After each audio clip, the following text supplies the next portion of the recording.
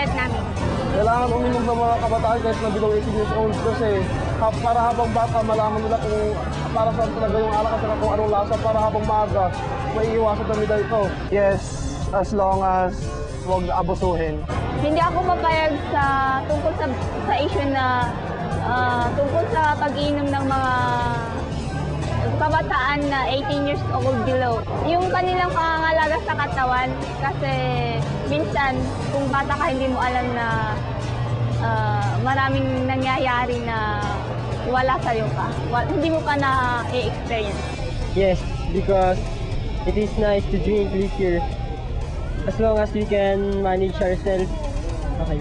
Hindi pwedeng uminom ang minors dahil masama sa health nila to at hindi pa kaya ng kanilang body ang makaya ang ganong mga klase ng elemento sa kanilang katawan.